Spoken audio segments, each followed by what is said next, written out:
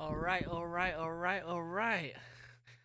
We are back again for another episode of the Whole That Show. We've been gone a while. Life happens. Injuries in the gym. You know, it was a long time. Luke Adonis wasn't looking like Adonis anymore, but he's back. He's healthy, and we're back. This is Abdallah. A lot of news has happened over the past couple of days and a couple hours, and we're going to be talking about that and a lot more.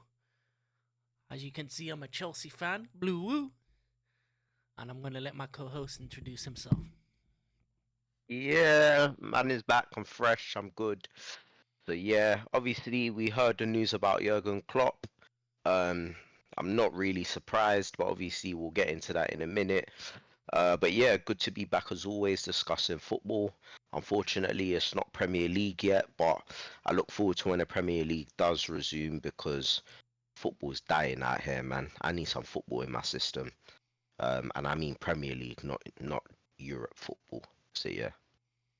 Yeah, as he talked about, as he said, we're going to start off talking about Jurgen Klopp. Now, this is some big news. Man did the whole thing, the interview. We're hearing not only is he leaving, his staff's leaving, the director of Liverpool. This is going to be a big change for the club, and I think it's going to be a big test for FSG to see what they do next.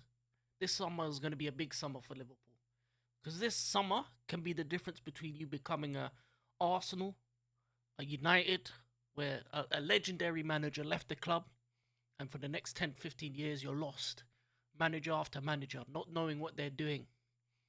Trophyless season after trophyless season. Or you make the right decision. You bring the right man in. You bring an up and coming guy, maybe a Jabi Alonso, someone of that ilk. That's showing flashes of brilliance. That's showing the ability to do it in a big league and take you to the next step, to the future step. It's going to be about bringing in the right director of football, the right people up above, and then to get to for them to choose their manager and maybe make it the right choice. Because if he isn't the right choice, one this season might be the last season for Liverpool to win a Premier League. If it's the wrong choice, they're top of the table right now. They're flying high, doing well in all four tournaments, and I would like to say this: as much as I have disrespected Jurgen Klopp in the past, I would like to say that he is top five manager in Premier League history. I would like to say what he's done for Liverpool has been amazing. One Champions League, one Premier League. Not many managers can say that they've done that. He has taken lightly the smaller cups, but in recent years he's won League Cup, FA Cup, even when he didn't take it seriously, beating up teams when he hasn't been taking it seriously to show the level of manager he is. And if it wasn't for, the 115 charges of Man City in the way, I think he would have won a lot more. But, that's not here nor there. Allegedly, those things have happened, and unfortunately, he was in the wrong era. Just like Arsene Wenger when Sir Alex was around, Jurgen Klopp was around when Pep was around. And even only the greatest of managers have been able to beat Pep to a league title. You're talking about your Jose's, you're talking about your Klopp's, you're talking of that elite level manager is able to beat Pep in a season, and he did that blistering pace. And people say, "Oh, it was COVID season." They had already won it before COVID. Let's get that right. Don't disrespect what they did that season. Blistering pace, and he's created legends. Mo Salah, Mane, Allison has been out of this world. Van Dijk, a system that's brought the likes of Trent, Robertson from Hull, small signings that you think, oh, they're not going to be anything, but he makes these players into superstars. And as a rival fan, I would say this: thank you for your service to the Premier League, but thank God you're going. One less problem to deal with. Yep. Woo, season's coming soon. Ten Hag said it right. Errors come to the end, but his error never started. So let's go. But I'm gonna let Luke talk about his beloved manager, and then we'll move on. You know what? Apparently, I'm hearing so many different things in it. So, obviously, I'm hearing like Jurgen Klopp informed the owners in November. I'm hearing that the team knew since November. I'm now hearing that the team only found out earlier this morning. I don't know what story to believe. It would make sense that the team did know in November because leading up to November, it's not like the team wasn't playing well, but there wasn't that spark, there wasn't that fight. Whereas from November to January, we've seen like a lot of comebacks. We've seen like a lot of fighting spirit, everyone fighting for each other, etc. So our performances have been on a different level since then. So that makes me think that they did know and they're trying to fight for Klopp because he is leaving. Now, knowing that the manager is leaving, that should be fire in your belly to go out and get as much trophies as you can this season. If this does not spur them, then sack the lot of them in that team, honestly. Because if I was captain of or vice captain, I'd be saying to the boys, let's win this for the gaffer. That's what I'll be saying. Because ultimately, as Margie rightfully said, depending on the appointment that walks through that door, this could be the last time that we fight for a trophy in a while. It's taken us a while to get to the point where we were taken seriously. We went through the Roy Hodgson days, the Brendan Rodgers days. Yeah, within Brendan Rodgers, like there was a football style there. There were players that were out of this world and matches that we were blitzing team and we nearly could have won the league during one of his final seasons. But we weren't really taken seriously that much. We were probably an entertainment in a sense where we played great football, but we weren't there yet. Now we went to Klopp, and Klopp's brought us back to where we should be and where we have been in the past. Now with him gone, now we have to try and avoid the tarnishment of what he's done and avoid going through the Arsenal and the United years of just being in obscurity, not having an identity, etc. So for me, I feel like this is the prime season for us to lay the foundation of what Klopp has built in these last nearly 9 years. And I feel like we're top of the table. We're in the final against Chelsea again. I'm not looking forward to that final just because whenever we play Chelsea, it's always boring matches all the time between both teams.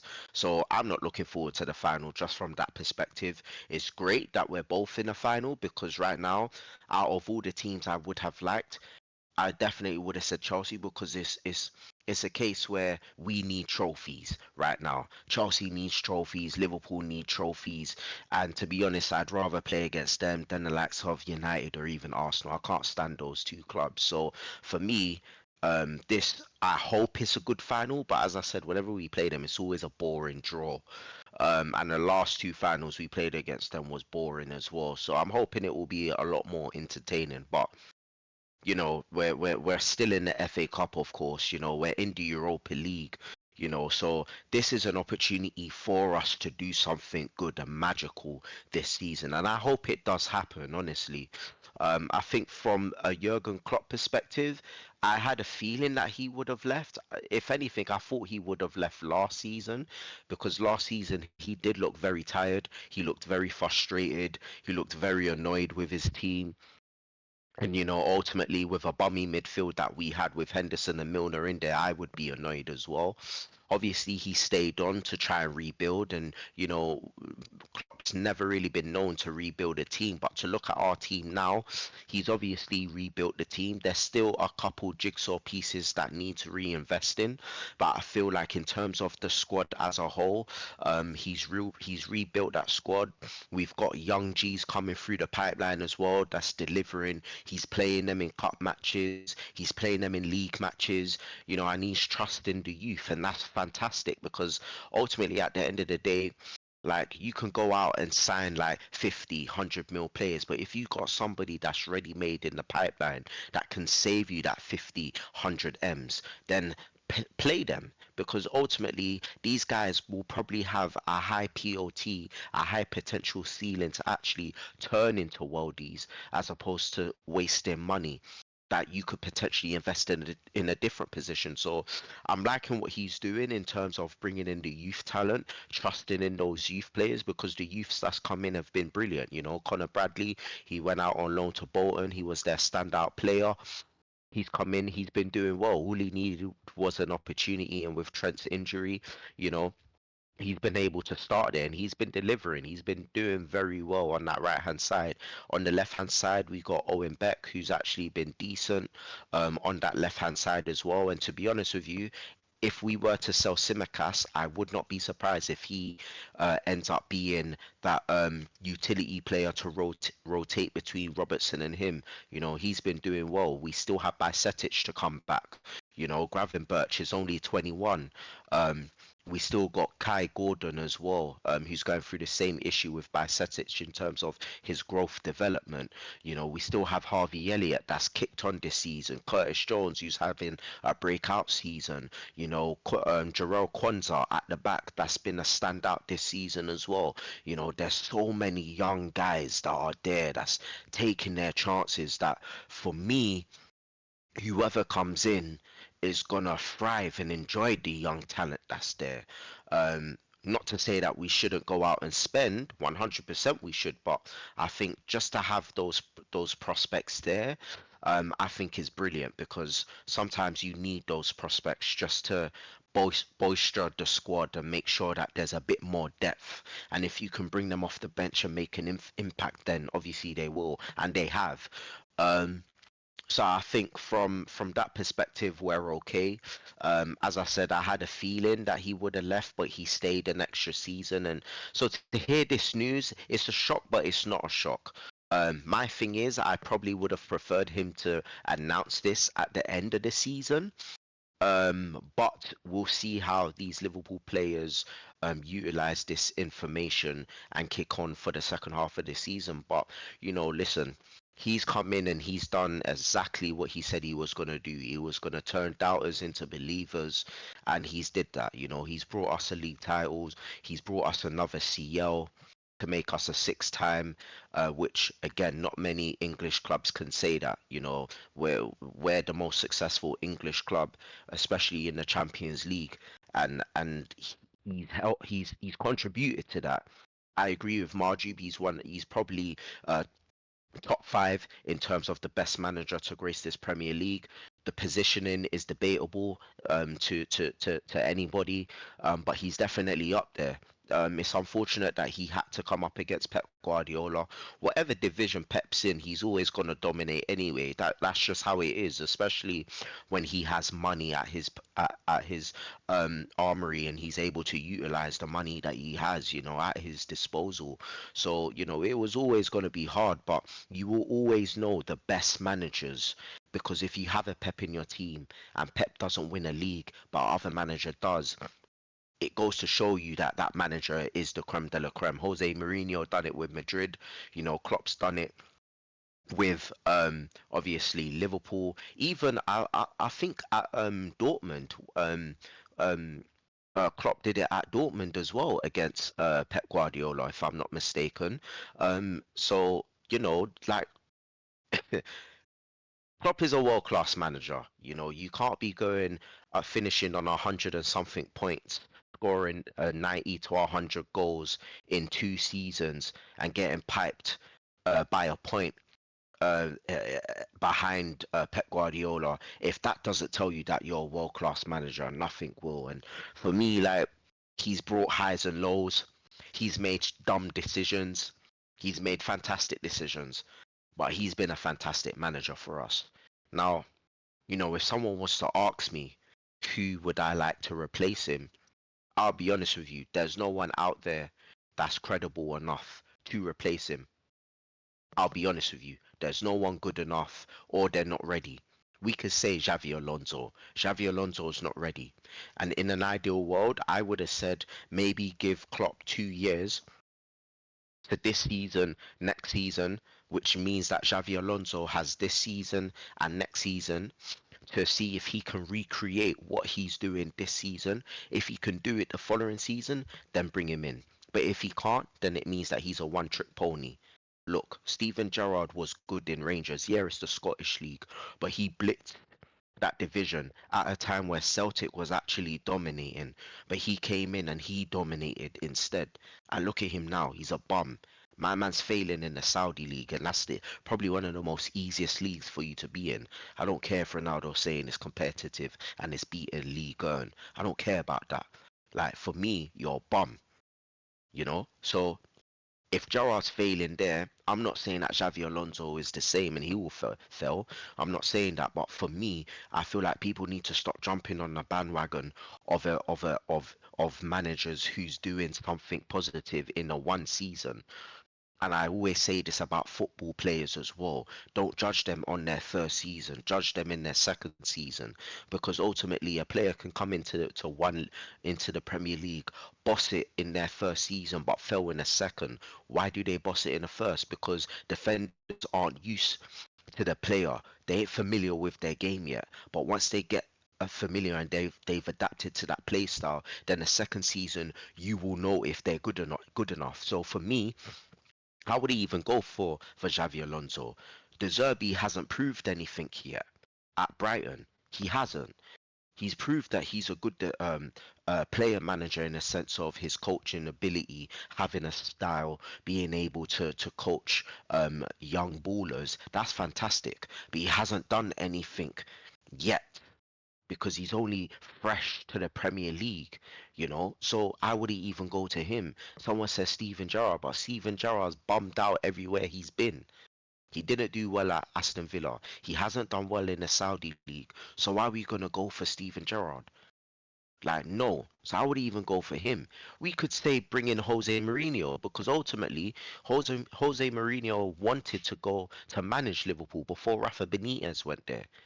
He's openly said that. But for me, I wouldn't even go there because the team chemistry that we have, he will most likely ruin the team chemistry. And we all know Jose Mourinho wants to go to a project where he's able to spend money. FSG isn't like that. They want to make sure that there's a policy in place and they're abiding by the rules of the financial fair play rules. We're seeing it now where teams they're not going out, they're not buying anyone in January because now financial fair play is coming into effect now. We've been moaning about it, saying where is it? Now it's here, and they're taking it seriously now. So right now, FSG are in a good position because where people like myself were saying you need to go out and spend, yeah, they probably do have the money, but they're not doing it. And they probably feel vindicated in not doing it because of the likes of Everton, because of the likes of Nottingham Forest, you know, because of the likes of Man City. Even Chelsea was mentioned. Like, so for me, maybe Mourinho wouldn't be a good shout because of those reasons. Zidane's still waiting in the wing. Maybe you could go to them, but then it's the same thing as Mourinho. Zidane needs money.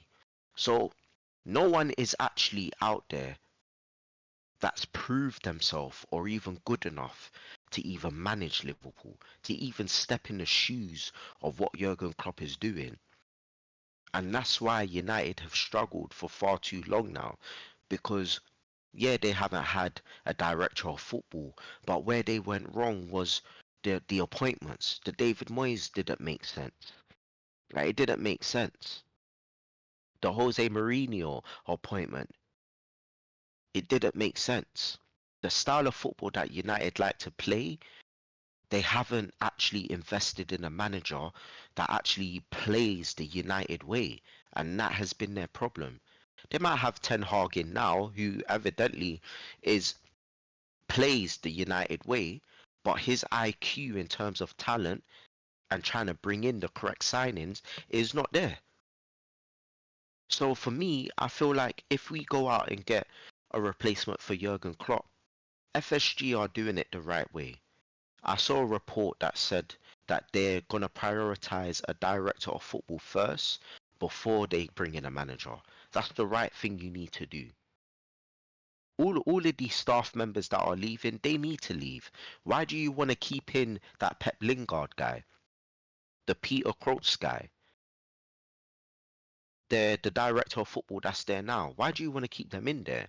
Let them go. Let them go. We need fresh ideas. We need new blood.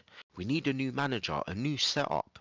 That's how you usher in a new dynasty. So let them all go. I don't mind them going.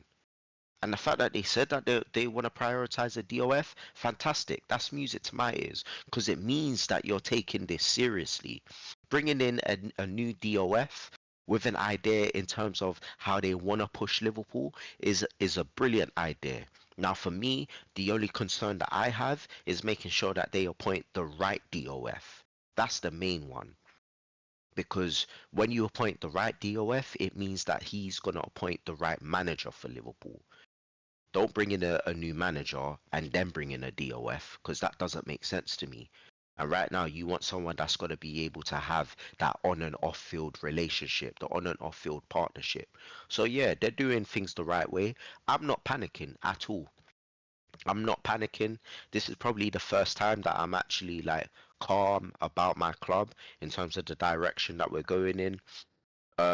It's sad to see him go. I would have liked to have seen him stay and actually commit to the contract because he was tied down 2026. He's obviously leaving 2 years earlier than that. But listen, if a manager feels burnt out, you can't stop that. And for me, I personally feel I feel like what's also contributed to his decision is the referee and the VAR decisions and the clear biasy that he's seen on the field and how agitated and frustrated he's get becoming on the dugout, on the touchline. He's arguing with referees a lot. He's arguing with reporters a lot. He's getting very agitated, and I feel like that's not helping at all. And to be honest with you, I don't blame him because if you've watched Liverpool matches and the clear decisions that's going against us all the time, not given, that would agitate and frustrate me as well. And this isn't just the first season. This has been going on for a while. So I feel like there's just so many variables, including that. That's probably just weighing down on him. Probably not being able to spend as well is probably another reason why he wants to leave because he's having to restrict himself to a shoestring budget, but ultimately that's what happened at Dortmund as well. So probably that might not be the case, but you just never know. I'm just throwing out hypotheticals in terms of why he could be leaving. Maybe he wants to manage the German national team. He wants the last hurrah. He's had club management now. He's probably bored. He wants to take a break, have a new challenge. And German national team has been asking him to manage them for years, and he's been rejecting them. So maybe that's his last hurrah before he retires. You just never know. The wild thing that I saw was Juan Laporta at Barcelona wants to bring him in to manage Barcelona. There's no way Jurgen Klopp's gonna manage Barcelona. I think that is wild and funny to me. And I personally feel that he's probably done with club management now. I definitely believe that he's been at the high level at Dortmund. He's been at the high level at Liverpool. And I just don't feel like he wants to do club management anymore. I think he's in his mid 60s now, probably mid 60s, probably early mid 60s. I just don't feel like he wants to do club football now after this. I think international is probably better just because of like the flexibility, the availability, only coaching for a certain period of time before you have a break. I know he's a family man, so he probably wants to spend more time with his family. So I think German national team is definitely where he should be thinking. And who knows, with him gone, maybe Pep Guardiola might end up thinking, oh, I might as well go out and manage the Spanish national team and probably do that international war beef as well. So, but yeah, man, that's all I gotta say. Obviously, I went on a bit longer than expected, but obviously it is my club, and I had a lot to say. But there might be people that agree with what I've said. There might not be people that agree with what I said. But for me, as I said, I'm happy with what he's done. I would have liked more um leagues, but ultimately, as Margie rightfully said, we're in an era where Pep's always gonna dominate because he's got the finances. But I will say this, being at the club for nearly 9 years and being in 9 cup finals, within 9 years. I think that's an amazing stat, to be honest. With the lack of finances that we've had as well, that just goes to show you the type of manager we have. So thank you very much, Jurgen Klopp, and that's all I gotta say. Yeah, man. The end of the road. So it all falls down. But yeah, thank you, Jurgen Klopp. But don't let the door hit you on the way out. Let's go. Just had to hit that in there. But we move. And talking about cup finals, this midweek was League Cup action. Going into it, there was a lot of people doubting my club. There was a lot of people saying, "Oh, can Middlesbrough do the upset?" But oh, that angle there was crazy. But anyway, a lot of people were saying there was going to be an upset this midweek. But we came to Stamford Bridge. Middlesbrough came down, and they got taken out superstitiously. It was.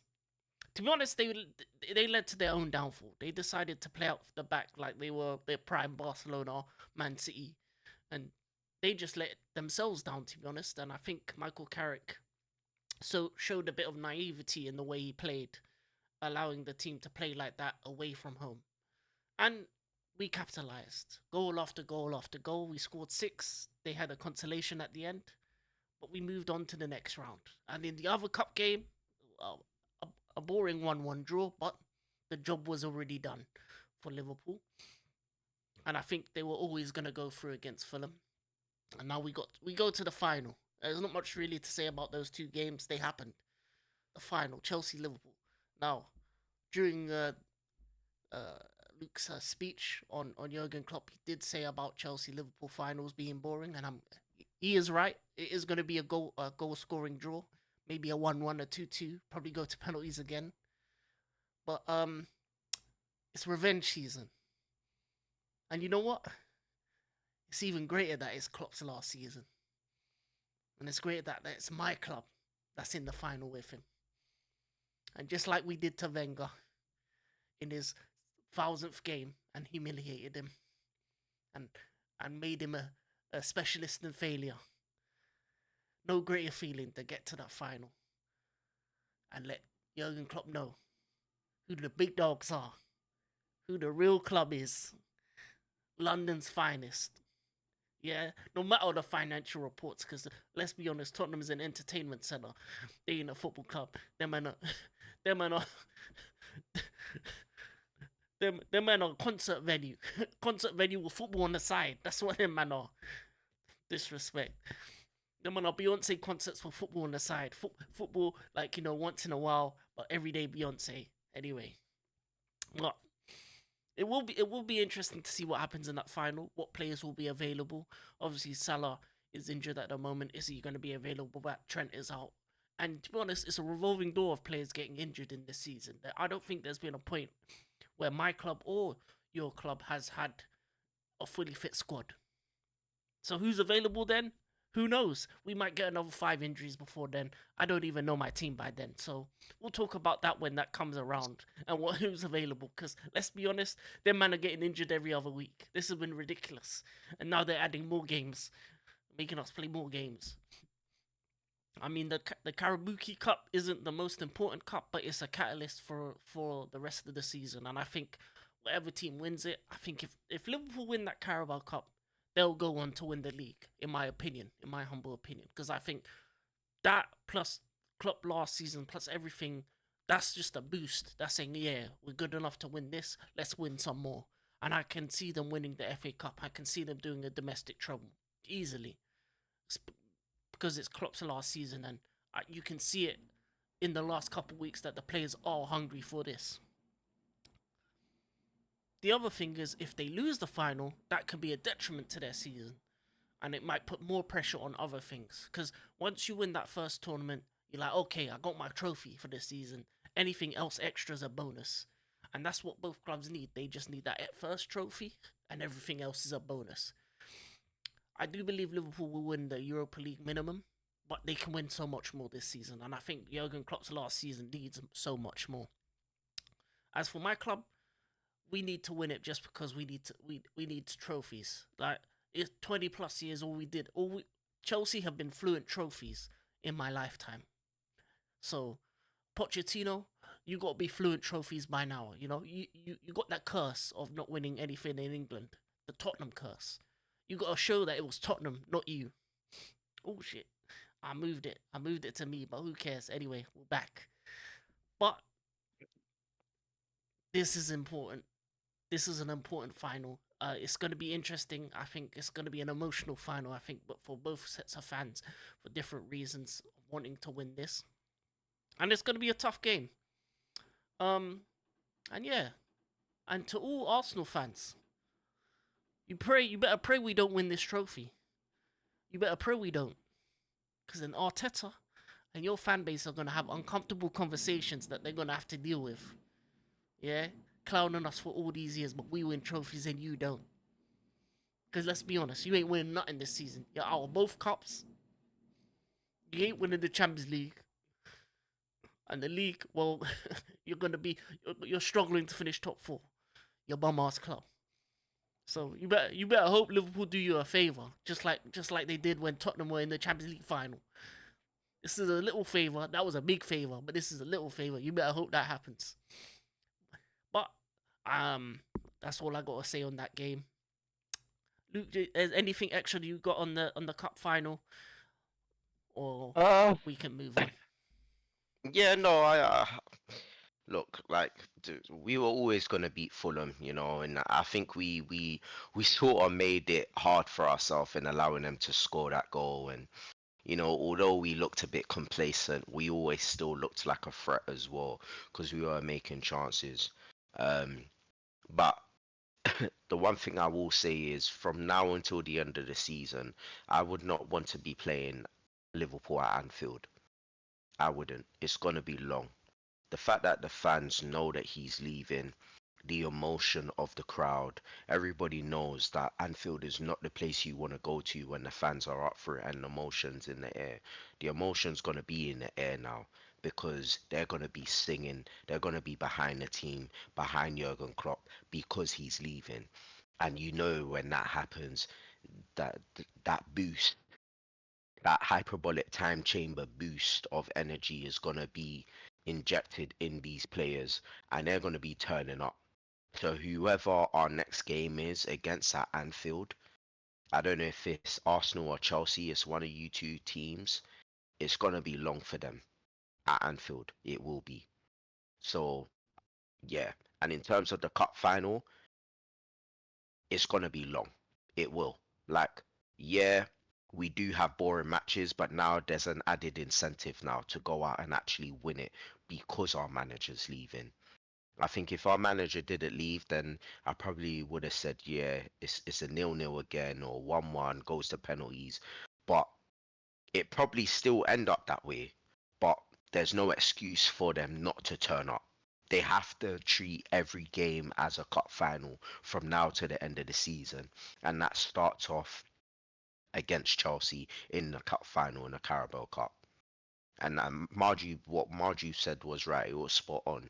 The Carabao Cup isn't a cup to be ranting and raving about and enjoying. Yeah, I won a trophy, but ultimately it is the cup, the first cup that's important for you to win as a catalyst for the remainder of the season.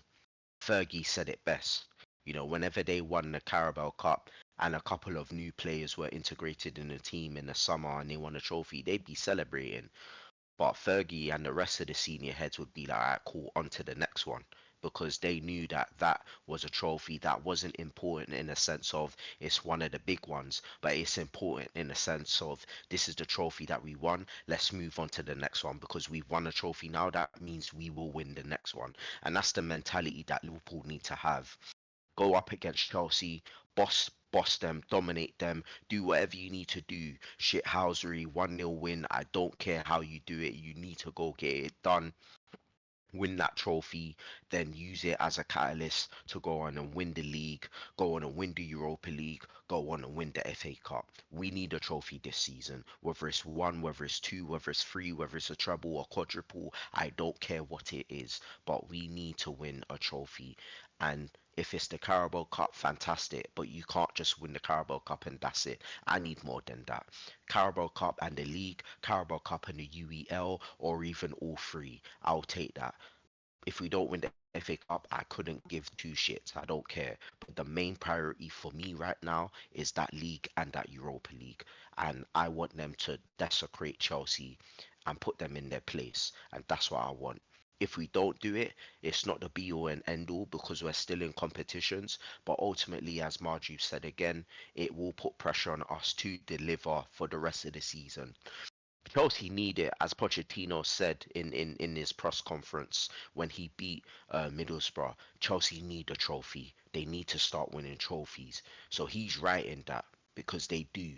And it's not even a case of Chelsea because I feel like even if Poch was to go and someone else was to go in, Chelsea has a history of winning trophies regardless of the manager. You know, they're just jammy like that. That's just what they do. But I think with Poch in this final, Poch needs it more than Chelsea because he doesn't win nothing out here. He doesn't. And in order for him to be, for his name to be edged to the likes of a Klopp or a Pep Guardiola, is by this tournament right here. Because if Chelsea win this tournament, this cup, it then is a domino effect in terms of them being hungry for more. Poch having the ability to be like, you know what, I want a trophy, I am good enough. Let's kick on and win more. So if anything, Poch and Chelsea probably need this more than Liverpool, in my opinion, especially for him. But again, as a Liverpool fan, I don't really care. We need to go and get the job done. And that's all I gotta say. Yeah, the best team will win on the day.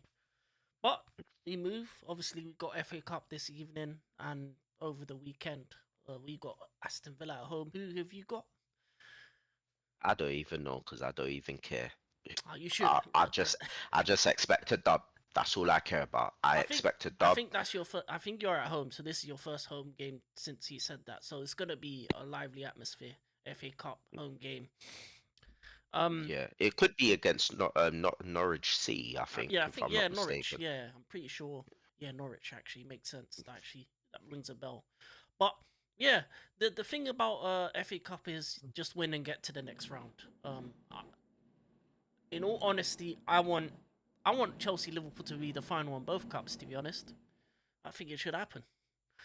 Um, It could happen. It c- happened last year. Was it last year? yeah, and also this is probably the best chance for you to win the trophy because Man City, Tottenham are taking each other out. Arsenal are already out, so there's not many teams that are Yeah, gonna hold be in that your way. Arsenal. Not many teams that are gonna be in your way with this trophy. If we can get past Villa at home, and we've been really good at home, then it means we move on to the next round, and whoever we get, we are we will be most likely favourites if it's not Liverpool and if it's not the winner of City Tottenham. Every other team we should be able to beat all the way up into the final, and this is a tournament that a lot of teams are going to want to win. Villa's going to be hard because they want to win a trophy. They want to establish themselves. Newcastle are going to be a team that's going to be looking to want to win this because they need to establish themselves as well. Then you got the likes of Tottenham that haven't won anything in a while. They need to win this. So there's a lot of clubs there that need to win this trophy. And I feel like us being in the Carabao Cup final gives us an edge in the sense of we're more relaxed when it comes to these games because we're already in a final. But I want to be on both. And and I can say that Luke's probably the same. He wants his team to be in both finals this season, in all finals this season, finals only. If you lose in a final, I don't care. It's fine. That happens. But finals only. Carabao Cup final, FA Cup final, top six. That's our season this season. For Liverpool, they need to be in all three finals and be competing for the league. Maybe even winning the league if they win a couple of these finals as well. So yeah, finals only this season. That's the thing. That's the phrase. That's the mantra for the big clubs. Finals only. Arsenal's out the way. United's out the way. City or Tottenham are going to be out the way, so finals only. And there's not really much else to talk about. This transfer window's been dead. I mean, it's 26 days and nothing's really happened. There's been a hella stories about Benzema, but let's be honest, he ain't leaving Saudi.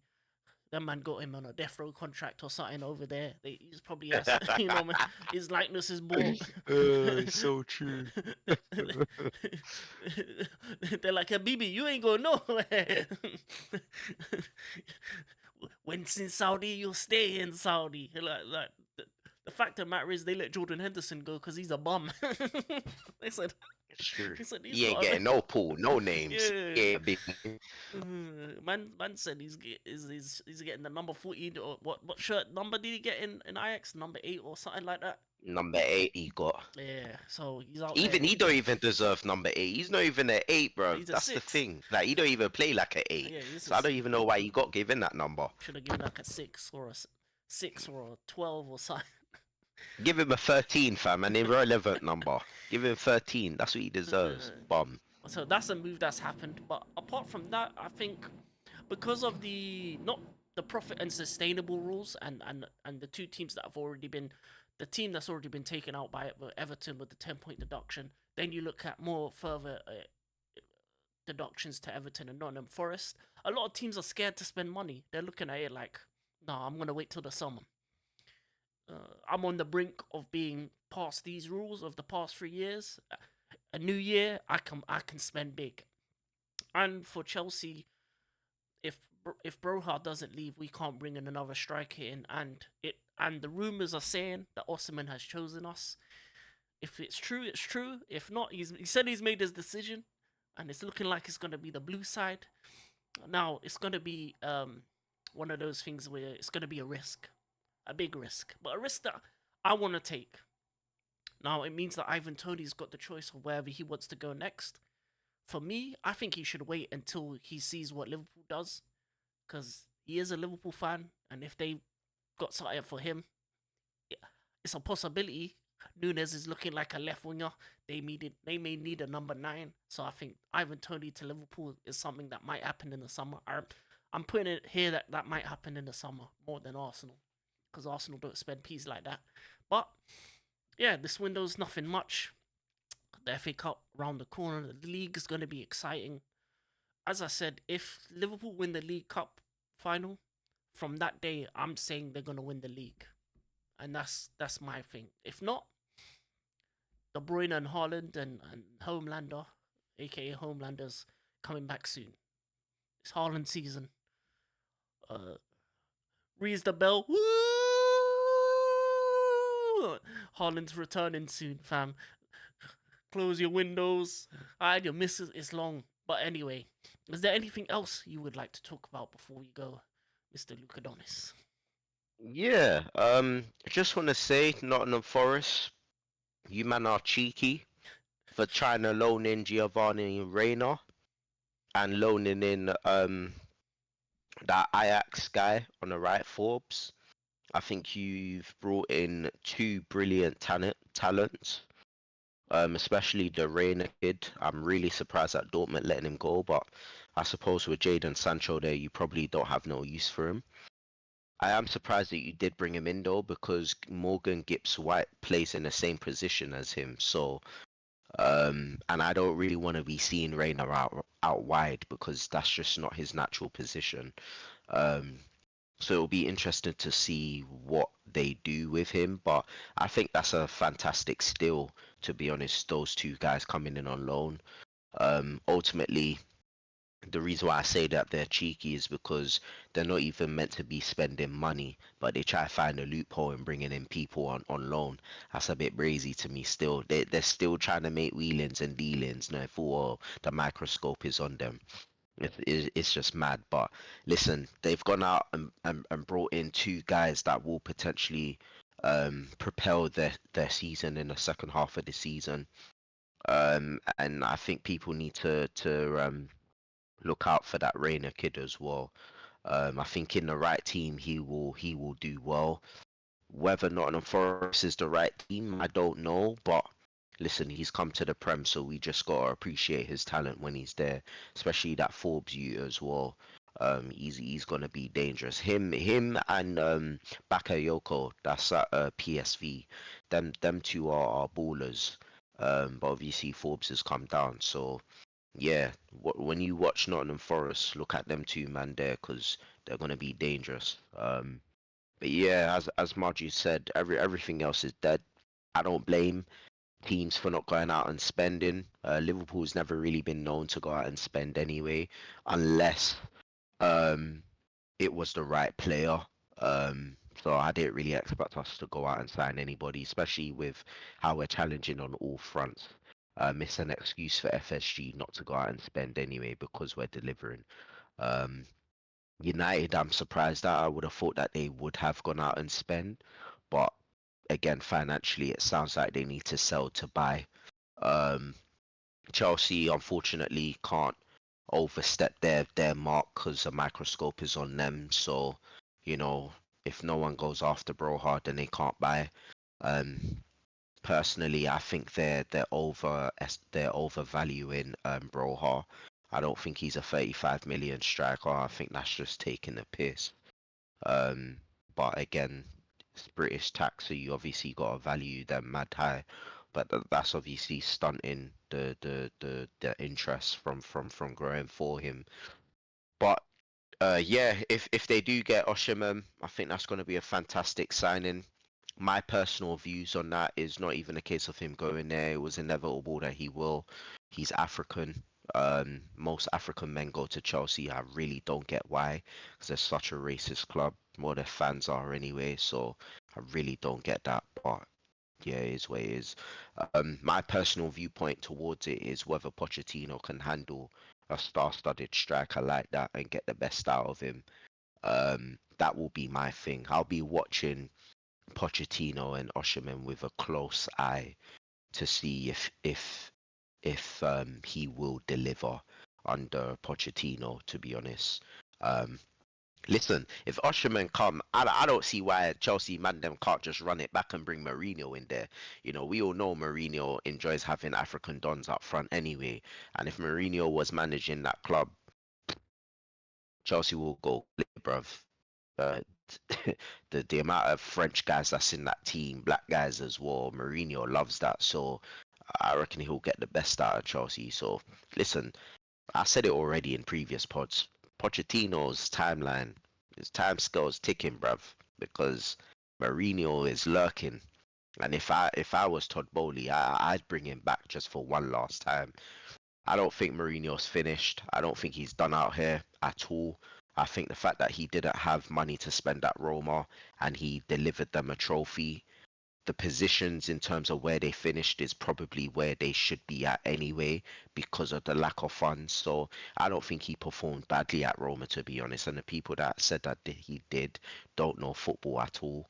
They're just a new age generation of football fans that only watch GNA and all of that stupid rubbish. So I'd run it back and bring him in. I don't know about Marju if he feels the same, but I'd like to see him back in there, to be honest. And he probably would be the outside of Klopp leaving, he'd probably be the one to actually match Pep Guardiola in this league anyway. So I'd run it back and bring him in. And then in terms of Arsenal, obviously they ain't signed anybody yet, but they don't have the P's like that. They went out and spent 200 mil anyway, so they ain't gonna spend another huge, massive piece. So yeah, man, this month was always gonna be dire anyway. I'm very much interested in the summer to see what movements guys are or teams are gonna be making anyway. So yeah, it's gonna be a good second half of the season. I'm looking forward to it. It's crunch time. And yeah, I'm just gonna end on that note. It's been a good pod from my side. And yeah, thank you again, Jurgen Klopp. And yeah, that's me signing out from my side. In regards to the Jose Mourinho conversation, I just think it's an ex that's been around too many times. So I feel like if we go back to him, it's like going back again. So Yeah, I feel like that chapter of our life is done. I think the Jose Mourinho Roman effect is over. I think Jose should go manage Portugal or England. I think him in England would be perfect. I think he'd put England over the next step to win an actual trophy, especially with the talent they have, the way he plays football. He's very pragmatic as well, the way that England are playing at the moment, but he knows ballers. And he won't be bringing bums like Maguire around and them man there, fam. He'll know what to do with the talent because his talent ID is up there. He's the man that brought Drogba around, so he knows what he does to do when it comes to strikers as well. Um, in regards to the rest of the season, um, recently we've been good at home. We haven't lost at home in like 2 months, so our home record is looking good. I think any home game for the rest of the season, I think I like our chances. Away from home, is what Chelsea you get. Realistically, is what Chelsea you get. January, I don't think there's anything we can do. Obviously, Broha has to leave, but I think he'll leave in the summer when teams have some money. In terms of left back, that's a position we may have to look at in the summer as well, because um, Ian Matson and Lewis Hall are gonna go, and I don't know if we can trust Chilwell and Cucurella, and I think Cucurella might be a player that might move on, so we might need to bring in some new talent on that side of the pitch. Outside of that, I don't see much else happening for the rest of this transfer window for any real team really. I would like to say this though, Dortmund, I like what you did on the left side. Man got Matson and Sancho. Yeah, man, it's great. Kennington where it started, you know what I'm saying? Them man are doing up drills on the wing. Them man are dropping man off, assists, goals, all sorts. Harlem And Spartan, man. yeah, especially Sancho. I mean, it was funny. The first game he went to Dortmund, assist. Second game, again. You know what I mean? So I feel like we know that what the problem was, and it wasn't him. But Ten Hag, times times coming up. Pochettino, if you don't win something this season, time's ticking. Arteta, time's ticking. Klopp might not be the only managers that's leaving at the end of the season. And Pep, you do you in it, man. Just win another trophy. Stop Arsenal from winning the league. You know, man. I love you. You bald prick. You ain't got no fans to care about anyway. But we move. It's been another great episode of Hold That Show. We're back. Um, we'll be back to the regular schedule. And yeah, London is blue, woo. And we are out. It's the Hold That Show. Hold that Middlesbrough. Hold that Fulham. And hold that Arsenal for being out of both cups, you bummy ass club. And we out. Peace. Peace.